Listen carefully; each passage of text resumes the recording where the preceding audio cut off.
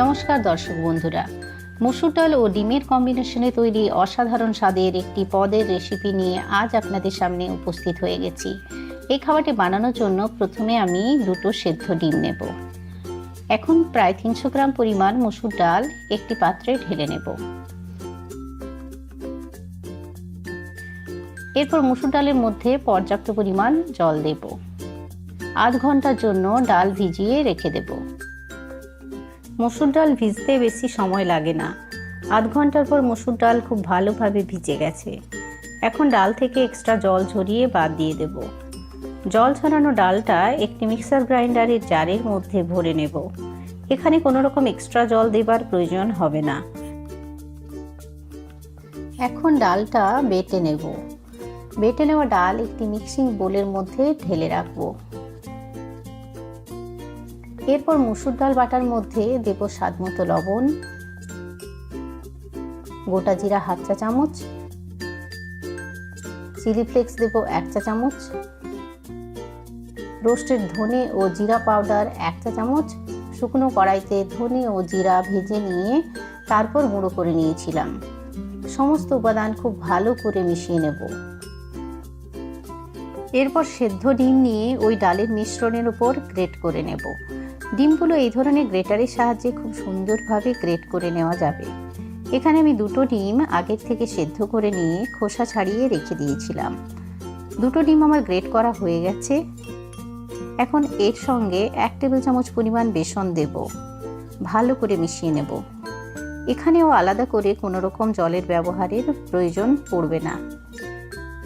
জল ছাড়াই মিশ্রণটি সুন্দরভাবে তৈরি হয়ে যাবে। এখন অন্য একটি পাত্র নিয়ে তার মধ্যে একটি ডিম ভেঙে নেব। ডিমের মধ্যে দেব স্বাদমতো লবণ, অল্প পরিমাণ লাল লঙ্কার গুঁড়ো, গোলমরিচের গুঁড়ো, জিরা গুঁড়ো দিয়ে ভালো করে মিশিয়ে নেব। ডিমের ব্যাটার তৈরি হয়ে গেছে। এটি আমি পরে ব্যবহার করব। এখন কড়াইতে পর্যাপ্ত পরিমাণ সাদা তেল নিয়ে খুব ভালো করে গরম করে নেব। এরপর তৈরি করে রাখা মসুর ডালের মিশ্রণটা থেকে অল্প অল্প করে নিয়ে গরম তেলের ওপর বড়ার আকারে ছেড়ে দেব। বড়াগুলোর সাইজ আপনারা নিজেদের পছন্দ মতো করে নেবেন। বড়াগুলো ভাজার সময় আঁচটা মাঝারি করে রেখে ভাজতে হবে। বড়া নিচের দিক ভালো করে ভাজা হয়ে গেছে, লালচে বাদামি রং ধরেছে। এখন বড়াগুলো এক এক করে পাল্টে নিয়ে অপর দিকগুলো ভেজে নেব। দুই দিক খুব ভালোভাবে ভাজা হয়ে গেলে বড়াগুলো কড়াই থেকে তুলে নেব। এরপর ঠান্ডা করে নেব। এখন একটি করে বড়া হাতে নিয়ে ডিমের ব্যাটারের মধ্যে ডুবিয়ে নেব। বড়ার দুই দিক ডিমের ব্যাটারের মধ্যে ভালো করে ডুবিয়ে নিতে হবে। এরপর গরম তেলের মধ্যে বড়াগুলো ছেড়ে দেব। প্রথমবার বড়াগুলো ভেজে নেবার পর যে তেলটা থেকে গেছে সেই তেলই এখানে আমি ব্যবহার করব। বড়াগুলো নিচের দিক ভালো করে ভাজা হয়ে গেলে পাল্টে নিয়ে ওপরের দিকগুলো ভেজে নেব। দুই দিক সুন্দরভাবে ভাজা হয়ে গেছে। এখন কড়াই থেকে তুলে নেব। মুচমুচে ও দারুণ স্বাদের বড়াগুলো এই অবস্থাতেও স্ন্যাক্স হিসেবে পরিবেশন করা যায়। এরপর কড়াইতে 1 টেবিল চামচ পরিমাণ সাদা তেল দিয়ে গরম করে নেব। গরম তেলের মধ্যে কয়েকটা গোটা গরম মশলা ফোড়ন দেব। এরপর তেলের মধ্যে দেব 2 টেবিল চামচ পরিমাণ কুচানো পেঁয়াজ। পেঁয়াজের মধ্যে অল্প পরিমাণ লবণ দেব। পেঁয়াজ লালচে করে ভাজা হয়ে গেলে এর মধ্যে দেব 1 চা চামচ পেঁয়াজ বাটা, 1 চা চামচ আদা বাটা ও 1 চা চামচ রসুন বাটা। সমস্ত মশলা ভালো করে কষিয়ে নেব। পেঁয়াজ, রসুন ও আদার কাঁচা ভাব চলে গেলে এর মধ্যে দেব 2 টেবিল চামচ পরিমাণ টমেটো পিউরি। টমেটোর কাঁচা ভাব চলে যাওয়া পর্যন্ত কষিয়ে নেব। এখন এর মধ্যে হাফ চা চামচ পরিমাণ হলুদ গুঁড়ো, হাফ চা চামচ পরিমাণ লাল লঙ্কার গুঁড়ো ও হাফ চা চামচ পরিমাণ জিরা গুঁড়ো দিয়ে ভালো করে কষিয়ে নেব।